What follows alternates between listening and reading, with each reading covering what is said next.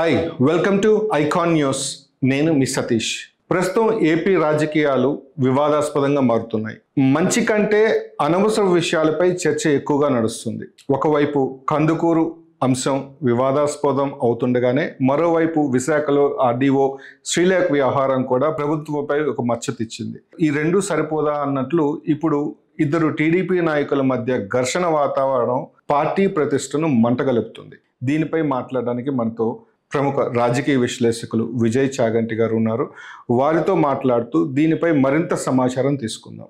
అయితే ఈ చర్చలోకి వెళ్ళడానికి ముందు మన ఛానల్ని సబ్స్క్రైబ్ చేసుకుని వారు ఎవరైనా ఉంటే తప్పక సబ్స్క్రైబ్ చేయండి. నమస్తే విజయ్ గారు. మీరు చూస్తూనే ఉన్నారు, గత కొంతకాలంగా మొదటిసారి చట్టసభకు ఎన్నికైన తిరువూరు ఎమ్మెల్యే కొలిక్పూడి శ్రీనివాసరావు గారు మరియు విజయవాడ ఎంపీ కేశినేని శివనాథ్ అలియాస్ కేశినేని చిన్ని గారి మధ్య ఘర్షణ పూరితమైన వాతావరణం నెలకొంది. ఒకరిపై ఒకరు ఆరోపణలు ప్రత్యారోపణలతో పార్టీ ప్రతిష్టను మంటగలుపుతున్నారు అని కార్యకర్తలు ఇతర నాయకులు కూడా అభిప్రాయం వ్యక్తం చేస్తున్నారు. సాధారణంగా టీడీపీ అంటేనే క్రమశిక్షణకు మారుపేరు అనే పేరు అయితే ఉంది. దాన్ని చెడగొడుతున్నట్లుగా ఇప్పుడు వీరిద్దరి వ్యవహార శైలి అయితే ఉంది. అంటే మొదటి నుంచి కొలిక్పూడి శ్రీనివాసరావు గారి వ్యవహార శైలి వివాదాస్పదంగానే ఉన్నా ఇప్పుడు కొలిక్పూడి శ్రీనివాసరావు గారు కేశినేని చిన్నిపై చేసిన తీవ్రమైన ఆరోపణలు, ఆయన ఆరోపణలు కూడా ఒకటి గంజాయి అమ్మిస్తున్నాడని, ఇసుక మాఫియా నడిపిస్తున్నాడని, రకరకాల వాళ్ళకి అమెరికాలో ఆయన కన్సల్టెన్సీలో పనిచేసే ఉద్యోగులకు జీతాలు ఎగ్గొట్టాడని చెప్పేసి, రియల్ ఎస్టేట్లో మోసం చేశాడని చెప్పేసి ఇట్లా తీవ్రమైన ఆరోపణలు చేస్తున్నారు. అంటే ఈ పరిస్థితి ఎందుకు వచ్చిందంటారు? దీనిపై ఎలాంటి వీరి వెనకాల మోటో ఏదన్నా ఉందా? దీనిపై మీ విశ్లేషణ. బేసిక్గా ఈసారి చూస్తే అండి, తెలుగుదేశం పార్టీలో పూర్తిగా యువతరం అంటే చిన్న వయసులో ఎమ్మెల్యేలైన వాళ్ళ సంఖ్య ఎక్కువగానే ఉంది, సీనియర్ల సంఖ్య తక్కువగానే ఉంది. ఈ జగన్ వ్యతిరేకత వెల్లువలో చాలా సునాయాసంగా విజయం సాధించేశారు. ఈ విజయం అంతా వాళ్ళ కష్టం ఫలితంగానే విజయం సాధించింది అన్న భ్రమల్లో చాలామంది ఎమ్మెల్యేలు ఉన్నారు. అది వాస్తవం. వాళ్ళ వ్యవహార శైలి కూడా అదే ప్రతిబింబిస్తుంది. ఇక్కడ కూడా అంతే, ఎంపీలైనా కానీ ఎమ్మెల్యేలైనా. దీని వెనక చంద్రబాబు నాయుడు గారి కష్టము, ఆయన జైలు జీవితము, కార్యకర్తల్లో ప్రాణాలకు తెగించి చేసిన పోరాటాలు ఇవన్నీ మర్చిపోయి కేవలం మేము కష్టపడ్డాం కాబట్టి గెలిచేసామన్న అపోహల్లో ఉన్నారు. లేకపోతే ఎక్కడిని ఆ ఊరికి కానీ ఆ ప్రాంతానికి కానీ సంబంధం లేని వ్యక్తులు ఆ ప్రాంతాల్లో గెలిచారు అంటే అది వ్యక్తి ప్రతిభ వల్ల గెలిచింది కాదు కదా, అది పార్టీ యొక్క స్ట్రెంగ్త్ని బట్టి.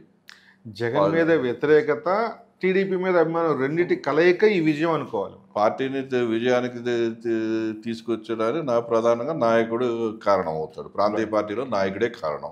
ఆ నాయకుడు కష్టమే ఈ ఫలితం. అటువంటి టైంలో కూడా వీళ్ళు మా ప్రతిభ మేము అని చెప్పి బజార్కి ఎక్కడం అనేది తెలుగుదేశం పార్టీ చరిత్రలో మొట్టమొదటిసారిగా చూస్తున్నాం. ఇంతకాలం కూడా ఎప్పుడూ కూడా ఒక ఎమ్మెల్యే ఒక ఎంపీ బజార్ని పడి కొట్టుకోవడం అనేది చూడాలి. ఇది ఇమీడియట్గా ఆపేయాలి. భవిష్యత్తులో ఇటువంటి పరిణామాలు జరగకుండా చంద్రబాబు నాయుడు గారు కఠినమైన నిర్ణయాలు తీసుకోవాలి. కార్యకర్తలకు అసంతృప్తులు ఉండడం సహజం. కార్యకర్తలు మాట్లాడతారు, లేదా వాళ్ళ అభిప్రాయాలు ఏమైనా ఉంటే ఆయనకు చెప్తారు. ఈ కార్యకర్తలే రోడ్డు మీదకి వచ్చి మాట్లాడలేదు. ఎంతున్నా తమలో తాము మదపడుతున్నారే కానీ రోడ్డు మీదకి వచ్చి బాహాబాహిగా మాట్లాడుకోవడం, తిట్టుకోవడం, అధిష్టానాన్ని విమర్శించడం ఇట్లాంటి ఏమీ కార్యకర్తలు చేయట్లా. నాయకులు అని చెప్పుకుంటూ ఎమ్మెల్యేలు ఎంపీలుగా ఉండే వీళ్ళకి ఏం పోయే కాలం వచ్చిందండి? ఏం అవసరం వచ్చింది? ఇప్పుడు ఎంపీకి ఎమ్మెల్యేకి అభిప్రాయ భేదాలు ఉండొచ్చు, కానీ దానికి రోడ్డు మీదకి ఎక్కుతారా? సరే, ఎమ్మెల్యే ఎక్కాడు, ఎంపీకి ఏమైంది? 7 నియోజకవర్గాల ప్రాతినిధ్యం వహిస్తున్నావు, పార్లమెంట్లో ప్రాతినిధ్యం వహిస్తున్నప్పుడు నువ్వు ఎంత సంయమనంగా ఉండాలి? అధిష్టానానికి చెప్పుకోండి. ఇద్దరు రోడ్డు మీద పడ్డారు, ఇద్దరు ఒకరి మీద ఒకళ్ళు ఆరోపణలు చేసుకుంటున్నారు. ఇది ఎలా ఉందంటే అది మొదటి సామెత చెప్పినట్టు సాని కోసం వెళ్తే రంగు బయటపడింది అన్నట్టుగా ఒకళ్ళు నువ్వు అంత తిన్నావు, నువ్వు ఇంత తిన్నావు అనేది. సరే, రాజకీయ పార్టీలో ఎలక్షన్ గెలవడం కోసం ఇంత డబ్బులు గురించి మాట్లాడుకోవడం సహజం.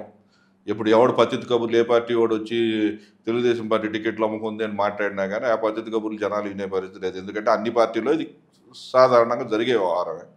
అంత మాత్రాన ఇప్పుడు నేను ఆయనకి అంత ఇచ్చాను, ఈయనకి ఇచ్చానని మాట్లాడుతున్నాడు కొలిక్పూడి గారు. ఓకే, ఇచ్చావు. ఎందుకు ఇచ్చావు? నీ సీట్ కోసం నువ్వు ఇచ్చుకున్నావు, ఎలక్షన్ల ఖర్చు కోసం ఇచ్చుకున్నావు. ఆయనకేమో సీటు కోసం లంచంగా ఇచ్చానని నువ్వు చెప్పట్లేదు కదా. ఈ రోజుకి పార్టీలో ఉన్న ఒక టాక్ ఏంటండి, సీటు కొలిక్పూడి గారికి కావాల్సిన సీటు అది నేను మొత్తం డబ్బులు పెట్టుకుంటాను, నాకు అతన్ని ఇవ్వండి అని చెప్పి ఎంపీ గారే అతను రికమెండ్ చేసి తెచ్చుకున్నాడు అనేది వాస్తవం. ఆయన లేకపోతే లేను అని చెప్పాడు. ఇప్పుడు ఎక్కడ గొడవ వచ్చింది ఇద్దరికి? పంపకాల దగ్గర గొడవ వచ్చిందంటారా? ఖచ్చితంగా పంపకాల దగ్గర గొడవ వచ్చిందో ఇంకోటి దానికి దేనికైనా కానివ్వండి, ఒక గొడవ వస్తే రావచ్చు.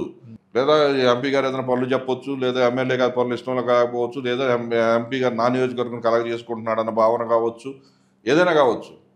బట్ కానీ పరిస్థితి అది కాదు కదా. బయటపడాల్సిన పని లేదు కదా. ఎందుకు బయటపడాలి? పార్టీ పదవులు అమ్ముకుంటున్నాడు అని చెప్పి గత వారం రోజుల క్రితం ఏదో ఒక ఆరోపణ చేశారు. మళ్ళీ నేను వచ్చేసి నేను అంత డబ్బులు ఇచ్చాను, ఇంత డబ్బులు ఇచ్చాను అంటున్నారు. వాళ్ళు డబ్బులు వ్యవహారం కానీ ఇవన్నీ కానీ రోడ్డు మీద పడి పబ్లిక్లో 10 మందిలో పెట్టి ఎవడపలసన అవుతున్నాడు. మీరెవరో నిన్న మొన్నటిదాకా అనామకులు. కొలిక్పూడి శ్రీనివాసరావు అంటే ఎవడికి తెలియదు, కేసీఆర్ శివనాథ్ అంటే ఎవడికి తెలియదు. మీకు వచ్చిన ఫేము, మీకు వచ్చిన పేరు, మీకు వచ్చిన పదవి కేవలం తెలుగుదేశం పార్టీ వల్ల మాత్రమే వచ్చింది. ఆ పార్టీకి బద్దులు అయి ఉండండి, ఆ పార్టీ క్రమశిక్షణకి కట్టుబడి ఉండండి. ఇష్టం వచ్చినట్టు చేస్తారంటే అది కార్యకర్త ఊరుకోడు, అధిష్టానం ఊరుకోదు. ఈ ఎమ్మెల్యే ఈ ఎంపీ అనే కాదండి, 165 మంది ఎమ్మెల్యేల్లో తెలుగుదేశం పార్టీ వాళ్ళు 135 మంది ఉన్నారు. 135 మంది ఎమ్మెల్యేలు పార్టీ క్రమశిక్షణకు కట్టుబడి ఉండాల్సిందే. వాళ్ళు ఇష్టారాజ్యంగా ప్రవర్తిస్తామంటే కుదరదు. నిన్నటిదాకా కార్యకర్తలు నోరు వాయా లేని కార్యకర్తలు అనుకుంటున్నారేమో, ఇప్పుడు వస్తున్న తరం ఆ విధంగా ఏమీ లేదు, సూటిగానే ప్రశ్నిస్తారు. తప్పు జరిగితే తప్పనే చెప్తారు. కొలిక్పూడి శ్రీనివాసరావు అంటే ఎవరు? చాలామందికి ఎవరో తెలియదు. తెలిసిన కొద్దిమంది కూడా టీవీ ఛానల్లో చర్చా కార్యక్రమంలో పాల్గొనే వ్యక్తిగా మాత్రమే తెలుసు. అంతే. ఆయన ఆ రోజుల్లో పాల్గొన్నా కానీ ఆయన యాంటీ చంద్రబాబు గారు, యాంటీ టీడీపీ స్టాండ్లోనే ఉండేవాడు. తర్వాత మనసు మార్చుకున్నాడో, లేకపోతే గత తెలుగుదేశం హయాంలో జరిగిన అభివృద్ధి వల్ల మార్చుకున్నాడో, లేదా అవకాశం కోసం మార్చుకున్నాడో అతనికే తెలియాలి. అమరావతి ఉద్యమంలో యాక్టివ్గా పనిచేసిన మాట వాస్తవం, మనం దాన్ని అప్రిషియేట్ చేయాలి. ఆ అమరావతి ఉద్యమం నేపథ్యంలోనే తెలుగుదేశం పార్టీ వైపు మొగ్గు చూపారు. దాని ఎంపీ గారు కూడా ఈయన కొత్త ఆయన తీసుకొచ్చి ఈయనకి సీట్ ఇవ్వండి అన్నట్టు సీట్ ఇవ్వటం, గెలవటం జరిగింది. గెలిచిన మొదటి రోజు నుంచి కూడా ఈయన వ్యవహార శైలి వివాదాస్పదంగానే ఉంటుంది. చాలా సందర్భాల్లో మొదటి నెల 2 నెలల్లోనే ఈయన్ని పిలిచి మందలించాల్సిన స్థితి ఏర్పడింది. దుందుడు స్వభావం ఎక్కువైపోయింది. వీటిని కట్టడి చేసుకోమని ఆయనకి సన్నిహితంగా ఉండే మిత్రులు వీళ్ళందరూ చాలాసార్లు చెప్పారు. కానీ ఆయనలో మార్పు ఏమీ కనపట్లేదు. ఏదైనా జరిగిందన్నప్పుడు ఆ కొద్ది కాలం 1 నెల 2 నెలలు కామ్గా ఉండటం, మళ్ళీ ఏదో ఒక ఇష్యూతో రావటం. కేవలం ఇప్పుడు అక్కడ ఆ ఊరికి ఆయన రాకను వ్యతిరేకించే వర్గాలు ఇబ్బంది పెడుతున్నాయా అంటే, ఇనీషియల్గా ఇబ్బంది పెడితే పెట్టుండొచ్చు, కానీ కలుపుకోవాల్సిన బాధ్యత ఎమ్మెల్యేగా ఆయనకే ఉంటుంది. మరి ఆయన చేస్తున్నారో లేదో మనకైతే తెలియదు. ఇప్పుడు హఠాత్తుగా ఏమీ లేకుండా ఒక్కసారిగా ఎంపీ ఎమ్మెల్యే మధ్య గొడవ అని వచ్చింది. ఎంపీ మనిషే కదా ఎమ్మెల్యే అన్న స్థితి నుంచి అసలు వీళ్ళిద్దరు కొట్టుకోవడం చాలామందికి ఆశ్చర్యంగా ఉంది. అలా ఇది ఎక్కడ మొదలైంది, దేనికి మొదలైందో ఇద్దరు ఇంకా అది మనం బాహాటంగా అడిగితే అది బజార్ను పడితే ఇంకా అసహ్యంగా ఉంటుంది. అందుకే పార్టీ అధినేత కూడా వీళ్ళతో చర్చలకు పిలవడం అనవసరం, నేను వచ్చినాక నిర్ణయం తీసుకుంటా అంటున్నారు. అటు నేను అనుకోవడం వీళ్ళని పిలిచి మాట్లాడతాడని అనుకోవటం లేదు. తీవ్రత ఏ స్థాయి అనేది అధిష్టానం అధినేత నిర్ణయానికి వదిలేద్దాం. ఏ స్థాయిలో ఎవరి మీద ఏ స్థాయిలో నిర్ణయం తీసుకోవాలి, ఎంత తీవ్రమైన నిర్ణయం తీసుకోవాలి అనేది ఆయన ఇష్టం. కాకపోతే ఇద్దరి మీద క్రమశిక్షణ చర్యలు తీసుకుంటేనే భవిష్యత్తులో పార్టీ లైన్ దాటడానికి ఎవరికైనా కానీ ఒక జంకు ఏర్పడాలి అంటే ఆ నిర్ణయం ఆ విధంగా ఉండాలి. ఇప్పటికే 94 చంద్రబాబు గారు అని ఆయన చెప్పుకుంటున్నా అది కాదు అని కార్యకర్తలు బలంగా నమ్ముతున్నారు. ఆయన మళ్ళా 94లో చంద్రబాబు నాయుడు గారు ఎటువంటి నిర్ణయాలు పార్టీ పరంగా కానీ ఇంకో పాలనా పరంగా కానీ తీసుకొని ఇదయ్యారో, ఇప్పుడు కూడా కార్యకర్తలు కోరుకునేది ఏంటంటే ఆయన్ని అలాంటి కఠిన నిర్ణయాలు తీసుకుంటేనే గాడిన పడతాయి. అధికారుల మాట వింటలేదని వార్తలు వస్తాయి. ఇప్పుడు ఎమ్మెల్యేల దాకా వచ్చింది, ఎంపీల దాకా వచ్చింది. ఇంకెవరు ఆయన మాట వినేది? అంటే నాయకుడు వీక్ అనే సంకేతం బయటకు వెళ్ళకూడదు కదా. ఆయన నాయకత్వ పట్టు వింటే అందరికీ తెలుసు. మరి ఆయన నిర్ణయం తీసుకోవాల్సిన సరైన సమయం వచ్చింది. దీన్ని ఆయన వాడుకోడా అనేది ఇక ఆయన ఇష్టం.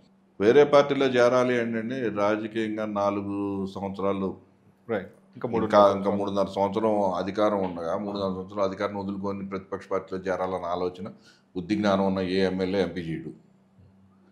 ఇక్కడ ఆ సిచ్యువేషన్ నేను ఊహించను. కానీ మీరు అన్నట్టు లెక్కలేనితనం. ఆయన నన్ను విమర్శించాడు కాబట్టి నేను ఆయన విమర్శించాలి అన్న ఉడుకుమోత్తనం అన్న అవ్వాలి. లేదా పార్టీ ఏం చేస్తాలే, ఆయన ముందు ఏం చేసింది ఇప్పుడు ఏందో, లేదా మేము ఇలా గొడవ పడితే అప్పుడే పిలిచి మాట్లాడుద్దేమో అసలు ఎంత దూరం ఆలోచించారా లేదా ఆవేశం కొద్దీ మాట్లాడేశారా? కానీ ఆ తర్వాత మళ్ళీ నిన్న ఆంధ్రజ్యోతి డిబేట్లో కొలిగిపూడి శ్రీనివాసరావు గారు మాట్లాడిన విధానం చూసిన తర్వాత అది అనాలోచితంగానే ఆవేశంగానే మాట్లాడారని అనుకోవట్లేదు, ఒక పద్ధతి ప్రకారం మాట్లాడాడు ఆయన. ఆ విమర్శలు తిరిగి కంటిన్యూ చేశాడు. ఈ పార్టీ అంటే లెక్కలేనితనమే కనపడుతుంది, నాయకత్వం అంటే లెక్కలేనితనమే కనపడుతుంది. అసలు వీళ్ళందరూ ఏంటండి, వీళ్ళకంటే ఎక్కువ కష్టపడిన కార్యకర్తలు ఉన్నారు. వాళ్ళకి పదవులు కనీస పదవి గుర్తింపు కూడా లేదు, అయినా వాళ్ళేం తిరగబడట్లేదే. చాలా అసంతృప్తితో ఉన్నారు కార్యకర్తలు. మరి వాళ్ళే అన్నీ దిగమింగుకొని పార్టీ మీద గౌరవంతో ఉంటున్నారు. వీళ్ళకి నిన్న కాక మొన్న వచ్చారు పార్టీలోకి వచ్చేసి మేము ఎంపీలు ఎమ్మెల్యేలు అయిపోయాం కాబట్టి ఇక మేము మా సంస్థానానికి మేము రాజులం, ఇది మా రాజ్యం అన్న భావన వాళ్ళకి ఏమన్నా ఉంటే దయచేసి ఎమ్మెల్యేలు ఎంపీలు అందరూ కూడా అటువంటి అపోహలు వదిలేయండి. మీరు ఎన్నుకోబడింది కేవలం 5 ఏళ్లకు మాత్రమే, మీ టర్మ్ పీరియడ్ 5 ఏళ్ళు మాత్రమే. కాబట్టి ఈ 5 ఏళ్ళు పార్టీకి ప్రభుత్వానికి చెడ్డ పేరు తేకుండా ప్రజలకు మంచి చేయటం మీద దృష్టి పెట్టండి. మీ చిల్లర పంచాయతీలు ఏమన్నా ఉంటే అధిష్టానం దగ్గర చూసుకోండి, కానీ దయచేసి రోడ్డు మీద తీసుకొచ్చి కార్యకర్తలలో చులకన కావద్దు మీరు. సో చూద్దాం, ఆయన విదేశీ పర్యటన ముగించుకొని వచ్చి వీరి మీద ఎలాంటి చర్యలు తీసుకుంటారో చూడాలి. ఏదైనా తెలుగుదేశం పార్టీకి చెందిన 2 నాయకుల మధ్యలో ఇలాంటి వాతావరణం, ఘర్షణపూరితమైన వాతావరణం నెలకొనడం అనేది కార్యకర్తలకు నచ్చలేదు. సో ఇలాంటివి మొదట్లోనే తుంచి వేయకపోతే భవిష్యత్తులో మరింత మందికి అవకాశం ఇచ్చినట్టు అవుతుంది అనేది కార్యకర్తల అభిప్రాయం.